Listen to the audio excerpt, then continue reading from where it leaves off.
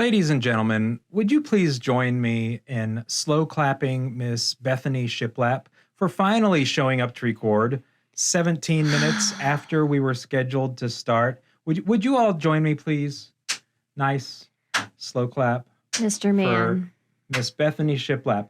Way to go. Way to go. I'm so glad you decided to join us today. Everybody, do you hear that? Like everybody listening is slow clapping you right now. I hope that makes you feel horrible. I'm sure they I hope you aren't. feel like really stupid. We were supposed to start 17 minutes ago. Like our listeners are just sitting there waiting, and there's like nothing. There's like no sound because Mr. Mann, we're like an audio thing, a podcast where it's just sound. Like they can't even watch us. They can't watch me sit here wait for you. They just hear me waiting, and it's silence because you're not here. Sir, this is all pre-recorded. You know they're not actually live. It doesn't matter what time we record it. Why do you think we do this? We do this because we have listeners. Well, I know. So we sit here and we talk into microphones so people at home can listen to us. Like, I wouldn't be doing this if nobody was listening. Well, it doesn't matter that I was late, which I wouldn't have even been late if you hadn't have asked me to go get you a bear claw across town 2 minutes before I walked into the door. That was why I was late in the first place. I wanted a bear claw. I was hungry. My stomach was rumbling, and I couldn't even think about the show because I have this one track mind when I'm starving to death, and so I thought Bethany obviously isn't showing up, so I'll call her and ask her to pick me up a bear claw on her way to work. Well, I don't mind picking you up a donut, sir. I don't want a donut. I want a bear claw. Well, Dunkin' Donuts is right across the street. It's called Dunkin' Donuts. It's not called Dunkin' Bear Claws, is it? No. So you have to go get the bear claws at where they have good bear claws. Okay, and I went across town to Big G's and I got your bear claw, but then you should have known that I would have been Big G's is so awesome, late. by the way. Like their bear claws, man, they're so good. If you haven't tried Big G's, call me and I'll give you directions because it's well worth it. Well, Mr. Mann, you knew I was going to Big G's, so you should have expected me to be later than when I was supposed to be on time. But you know what time we're recording, right? I know what time. So, anyway, listeners of America, this is Josh Mann. We're talking today about hiring employees and the importance of hiring unsmart people like Bethany, and we will break that down for you in just a moment. You're listening to a masterclass in filmmaking featuring director extraordinaire Josh Mann. Well, listeners, we're glad you're with us today. We are talking about the importance on a film set of hiring people who are less smart than you are. If you are a director, if you are someone who is in charge like myself, someone who always finds themselves in charge of others, bossing people around, telling people what to do, which is a great job to have. If you haven't tried it, try to get to that point because it's just a great experience when you're the boss. And so what we're trying to do is explain why it's important to hire people who are dumber than you. Sir, I don't know if this is like the best topic to be discussing.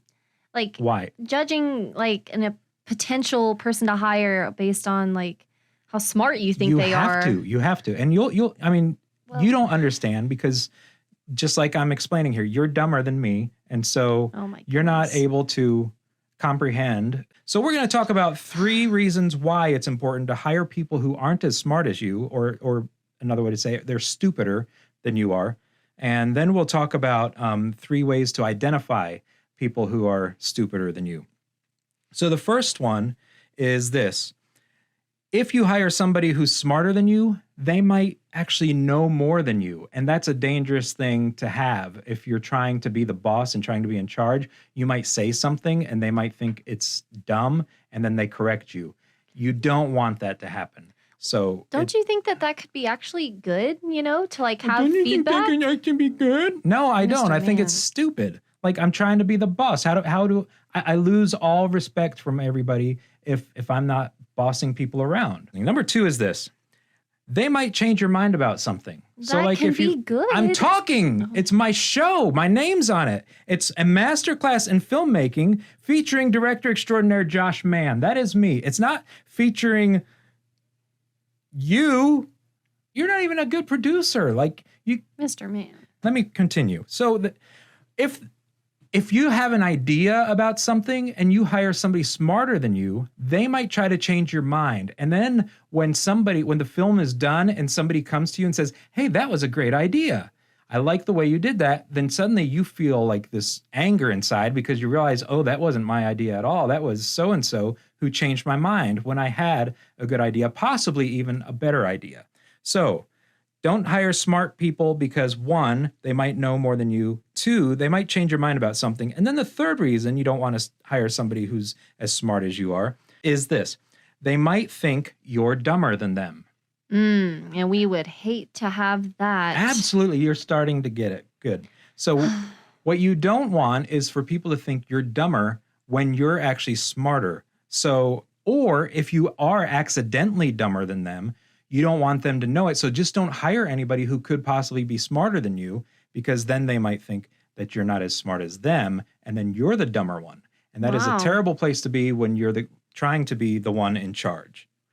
Okay, and those are your 3 reasons why not to hire smart people. Yes. Okay. So now, how do you know if somebody's smarter than you? Or a better question, how do you know if somebody's dumber than you? Because those are the people you want to identify so that you can hire them, so you can boss them around.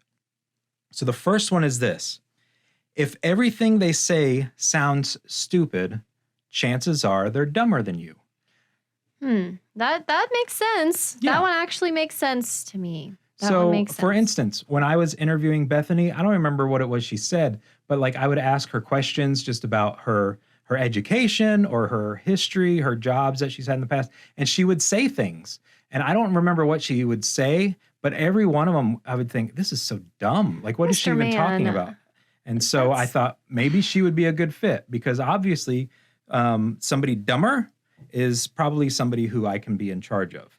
This is all very harsh, Mr. Mann. Don't you think? Number 2 is this. A bit harsh? If they are a psychology major in college, they're probably dumber than you. Mr. Mann, that's just too, that's very specific and very offensive to me. Like, you know that's my major. Correct. I do know that. Which is kind of a fake major because, like, what do you do with psychology? It's not fake, no. Yeah, it's like, I'm going to, like, watch people for a living. Mr. Mann, there's really jobs for that. No, I've been studying for 2.5 years now, and I'm very passionate about it. I'm sorry. I'm sorry from the bottom of my heart. I'm sorry if that offends you. It does. It actually does. I'm kidding. I can't even say it without smiling. I'm Mr. happy Mann. See, that's one of the things about being the boss is you can offend people, but it's okay because you're in charge. I don't know. The third thing, how to identify someone who's dumber than you, is if they are easily offended. Mr. Mann, this is all just very pointed. This feels very directed at I don't know what you're talking about. No, and I don't know why. These are notes that I've had for years. Like, this is how I hire. They're very specific, don't you think? That they're very now that directed you at it, me, and I don't know why you would do that. So I have a question for you, Bethany. Producer. What? So what was it like for you when you first realized how smart I was compared to you? Like when you realized, wow, this guy's a genius and I'm kind of dumb. Like what was that process like? How did it make you feel? You know what? I have so many thoughts on that, Mr. Mann. I really do. But you know what? I think we should just go to our sponsor. Oh, that's a good idea. I forgot we have sponsors on this show. Today's episode is sponsored by Matt and Candace from sunny Gainesville, Florida. Matt and Candace are dedicating today's podcast to their son Mason on his 19th birthday. They write, Mason, we are so proud of the young man that you have become. Although this year has been met with many obstacles, you have overcome every challenge and let go of your crippling addiction. And we just know that you will get into wig making school next fall. Happy birthday. Thank you, Matt and Candace. As always, we want to thank our sponsors today. If you would like to sponsor a masterclass in filmmaking featuring director extraordinaire Josh Mann, Bethany, how can our listeners contact us, or can they? Because last time they what? Yes, sir. Yes, we made a Facebook page, so you can now find us on Facebook. We have a Facebook page? Yes, we do. Wow. It is ran by Josh Mann. That is the name that you can look up, and it'll take you right to our page titled A Masterclass in Filmmaking. So you can sponsor us that way, and we would love to hear from you. We still haven't come up with a phone system or a number that you can call yet. But right, because we have to protect ourselves when you're famous, like myself. Right. There are lots of people trying to get a hold of you, and I just need to protect myself and my family, which I don't currently have one, but someday when I have a family, I'll definitely want to protect them, because that's what a good person does. Anyway, so message us on Facebook. One last thought on this topic of hiring dumber people than you is, if you make a mistake and accidentally hire somebody smarter, you'll know it pretty quickly, because they will say things to make you look dumb. And when you look dumb, you feel dumb. So pay attention to your feelings, because if you start feeling dumb, chances are you are the dumber one, and they need to be fired. And you look for somebody like my friend Bethany, a little dumber than you. Thanks for listening. You've been listening to a masterclass in filmmaking featuring director extraordinaire Josh Mann.